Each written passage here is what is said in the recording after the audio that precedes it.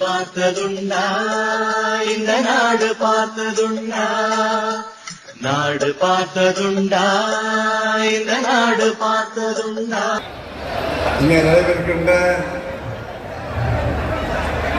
இந்த ஆண்டு நடைபெறுகிற 26ஆம் ஆண்டு நடைபெறுகின்ற சட்டமன்ற தேர்தலுக்கான தேர்தல் பரப்புரைக்காக ஏற்பாடு செய்யப்பட்டிருக்கின்ற கூட்டத்திற்கு வருகை தர இருக்கின்ற பாரத பிரதமர் மோடிஜி அவர்களே, இந்த நிகழ்ச்சியை கலந்து கொண்டு சிறப்பு செய்து கொண்டிருக்கின்ற மத்திய அமைச்சர் பியூஷ் கோயல் அவர்களே, அதே போல மத்திய அமைச்சர் எல் முருகன் அவர்களே, தமிழக பாரதிய ஜனதா கட்சியினுடைய தலைவர் நயினா நாகேந்திரன் அவர்களே, பாரதிய ஜனதா கட்சியினுடைய தமிழகத்தினுடைய முன்னாள் தலைவர் அண்ணாமலை அவர்களே,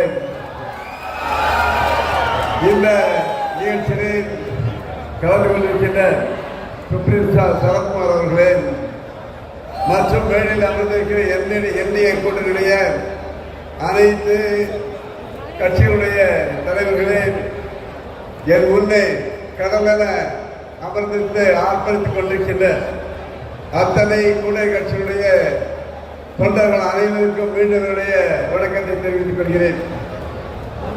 வருகிற 26 சட்டமன்ற தேர்தலுக்கான முடிவு என்பது நாம் எல்லோரும் அறிந்த ஒன்று என்பதை நாம் அறிவோம். ஏனென்றால் இந்த கிட்டத்தட்ட அன்றைக்கு 5 ஆண்டு காலத்திலே ஸ்டாலின் அவர்களுடைய ஆட்சியை பொறுத்தளவில் எந்த அளவுக்கு ஒரு மோசமான ஆட்சி என்பது தமிழகத்திற்கு அத்தனை கோடி மக்கள் பேசக்கூடிய அளவில் இருக்கிறது நாம் எல்லோரும் அறிவோம்.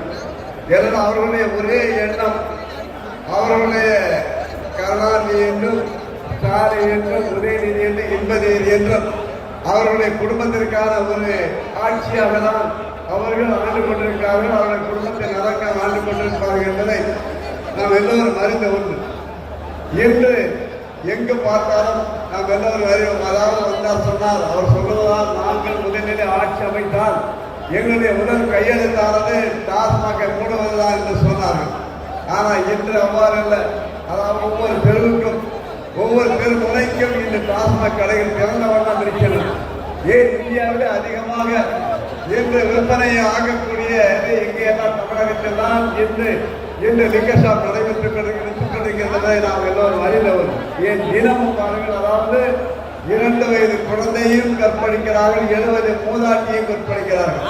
2 நாட்கள் முன்பாக 78 வயது பெரியவரை அடித்துவிட்டு அவருடைய மனைவியை மாணவர்கள் செய்திருக்கிறார்கள்.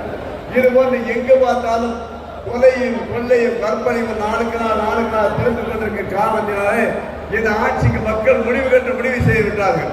கிட்டத்தட்ட 4.5 ஆண்டு காலம் நம்முடைய எடப்பாடி அவர்கள், அதாவது முன்னாள் முதல்வர், இந்நாள் எதிர்கட்சி தலைவர், நாளைய முதல்வராக அமரப்போருக்கிற எடப்பாடியார் அவர்களுடைய 4 ஆண்டு காட்சியிலே எந்த அளவுக்கு அவர் ஒரு ஏழையாக இருந்த காரணத்தால், விவசாயியாக இருந்த காரணத்தினால் அவருக்கு ஒவ்வொரு மக்களுடைய மனநிலை அறிந்த காரணத்தினால்தான் அவருடைய ஆட்சி காலத்தில் எங்கு பார்த்தாலும் குளங்களையும் குட்டைகளையும் ஏரிகளையும் கூர்வாங்கி விவசாயிகள் நலம் காத்தார்.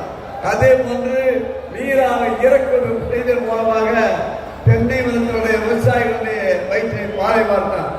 ஏன் எல்லாவற்றுக்கும் மேலாக பார்த்தீங்கன்னா 7.5% அவர் இடஒதுக்கீடு கொண்டு வந்த காரணத்தினால்தான் ஏழை எளிய மாணவ மணிகள் எல்லாம் இன்று மருத்துவக்களை நிறைவேறுகிறார். ஆகையினால் மக்கள் முடிவு செய்து விட்டார்கள், மீண்டும் எண்ணிய கூட்டணி மூலமாக நிச்சயமாக ஆட்சி மாற்றம் வரும். ஆட்சி மாற்றத்திலே மீண்டும் நம்முடைய தமிழகத்தில் முதல்வராக எடப்பாடியார் வருவார் என்று கூறி விடைபெறுகிறேன். நன்றி, வணக்கம்.